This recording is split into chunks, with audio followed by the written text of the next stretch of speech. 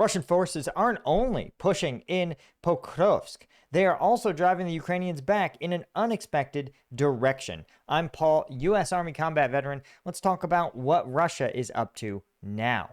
So, according to recent reports from Deep State Map, generally considered a almost gold standard reliable source of information about the conflict, you can see that in the south, you're also seeing another Russian advance, right? This time in and near Rivnobilia. Now, you can see here, this is taking us back to about the 8th of November, where you're seeing Russian forces advance at a steady clip into this village here. Now, what's worth noting is that, excluding this village, you're seeing a lot of open terrain here, and reportedly, Ukrainian forces have withdrawn from Huliapole, or at least are beginning to evacuate this town, which is kind of an anchor point of this pocket of the front.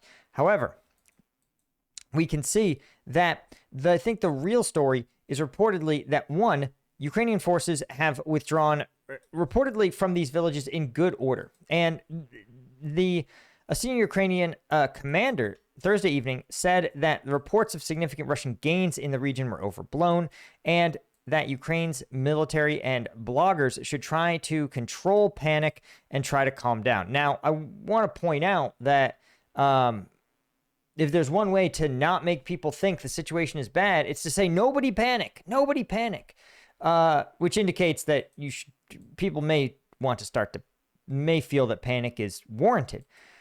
Now, especially given that he's appealing directly to Ukrainian content creators and reporters.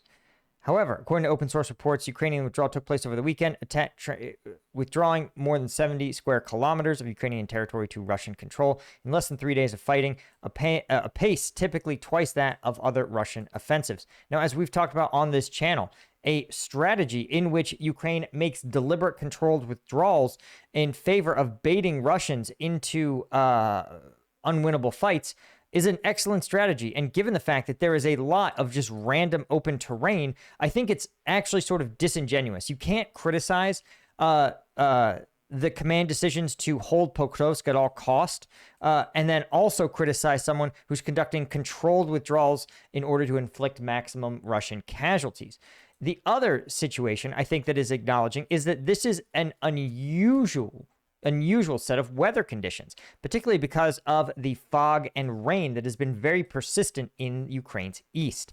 And as we've talked about, and in fact, if you're a member at Combat Vet News, you saw that we actually got footage sent to us from one of our intercept units on the front lines, right? Now, if you're a member, right, you've had access to these exclusive, uncensored frontline videos for some time. But if you want to become a member, you can do so either by going to combatvetnews.com or by hitting the Become a Member button below and choosing Specialist tier or above, right? Those will get you access to these videos that YouTube would never let me show you. But if you did watch it, you saw just how hard it is to fly a drone in these foggy conditions as the front line currently is.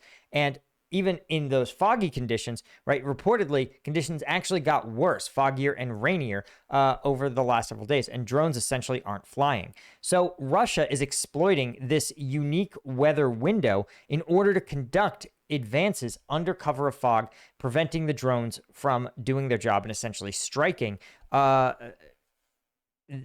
advancing troops. We've seen concentrations of troops, armored advances, Russians really trying to take advantage of these weather conditions in order to maximize their gains. But to say that this is a precursor to some kind of larger collapse just doesn't make any sense. It's a predictable series of events that are weather-driven and not a generalizable reflection of a change at the front line. Now, the commander also said that elite Ukrainian assault troop regiments are on the ground, methodically clearing the area of enemy. Physical checks of every home, cellar, and other hiding place are time-consuming, but these mopping up operations were proceeding, right? It says trust only confirmed sources. But again, I prefer trusting sources close to the ground.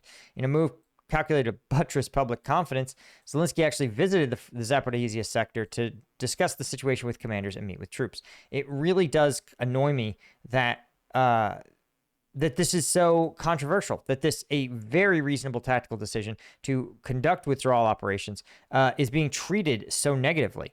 And again, I think the Russian commitment to exploiting bad weather conditions to conduct these advances is not indicative of some kind of larger, deeper situation. And you can see here again that by most accounts, the Russians are advancing across open terrain and are going to have to conduct actually a river crossing. And worth noting is that you want to try to create this looks like a nightmarish environment for the Russians to have to cross, honestly. Look, are crossing open terrain, then cross a river, and have your enemy flying drones from the other side. It's kind of nightmarish, right? So, again, I'm a skeptic that this is part of some kind of larger Russian advance. I think it's a planned withdrawal or a withdrawal under some level of pressure. But it is far from the crisis that it's being treated as. So, again, I'll keep you guys posted as we learn more, but we have to sit there and acknowledge that, like, as if you can't have it both ways. You can't be like, don't sacrifice Ukrainian soldiers' lives to hold Pokrovsk, and at the same time seethe and cope from conducting a controlled withdrawal from indefensible and terrain that is of no particular strategic value, right? Remember, these are not major logistics hubs. They're just withdrawing from farmers' fields, random farmers' fields. And again, I'm not like, oh, it's not a big deal, but Ukrainian dirt is less important than Ukrainian soldiers' lives, right? You have to make sometimes tough trade-offs, and to achieve the strategic victory which Ukraine is playing for. So anyway, guys, hit subscribe. That makes a difference. Thanks to Alfred Chesky, Alan Nutzing, Christine Schumann-Dem, and Deborah Oppenheimer, all of our Lieutenant tier members. Again, hit that button down below. Become a member. Get access to those videos and Q&As and more. Cheers.